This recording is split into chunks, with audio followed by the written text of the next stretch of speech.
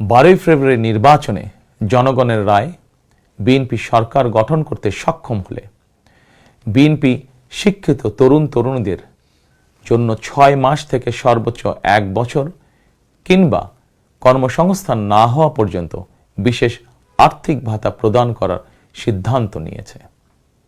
আমরা মনে করি এই বেকার ভাতা হয়তো একজন শিক্ষিত বেকারকে সে উদ্যোগে কর্মসংস্থান সৃষ্টির ক্ষেত্রে সক্ষমতা অর্জনেও সহায়ক ভূমিকা রাখবে।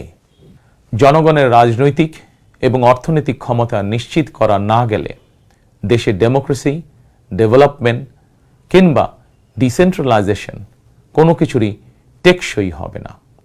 আমি মনে করি জনগণের রাজনৈতিক ক্ষমতায়নের পূর্ব শর্ত নাগরিকদের সরাসরি ভোটের অধিকার প্রয়োগের মাধ্যমে স্থানীয় পরিষদের মেম্বার থেকে শুরু করে জাতীয় সংসদ সদস্য পর্যন্ত প্রতিনিধি নির্বাচনের ক্ষমতা অর্জন।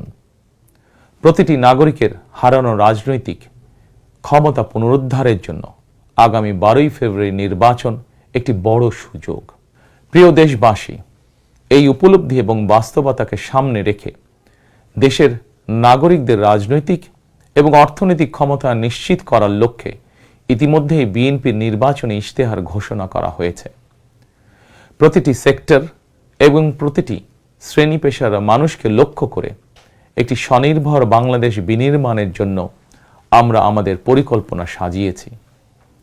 বর্তমান প্রজন্মের সামাজিক, অর্থনৈতিক, রাজনৈতিক অধিকার পুনর্বহাল এবং ভবিষ্যৎ প্রজন্মের জন্য একটি নিরাপদ মানবিক বাংলাদেশ প্রতিষ্ঠার লক্ষ্য নিয়েই চূড়ান্ত করা হয়েছে বিএনপির সকল পরিকল্পনা।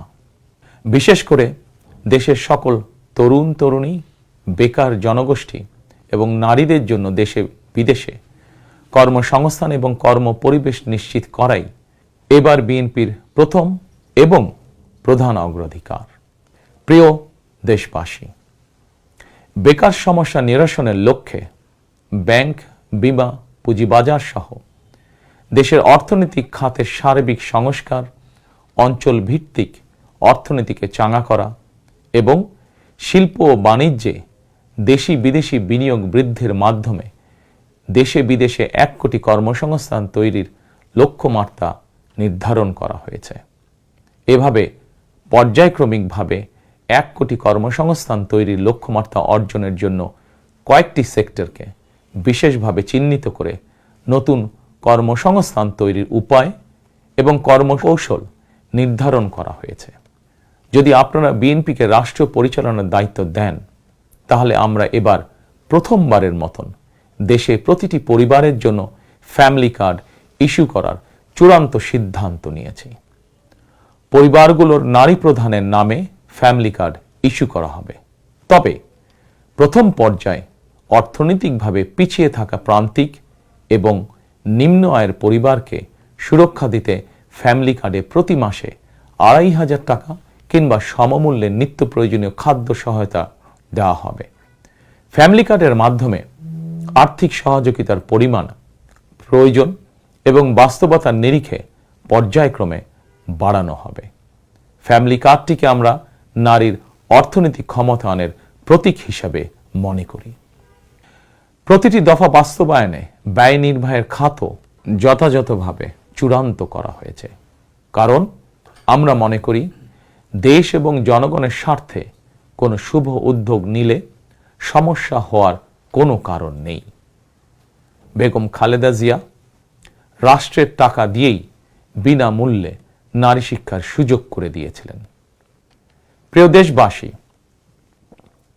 আপনারা জানেন ফ্যাসিবাদের শাসন আমলে প্রতি বছর দেশ থেকে $16 বিলিয়ন পাচার করে দেওয়া হতো।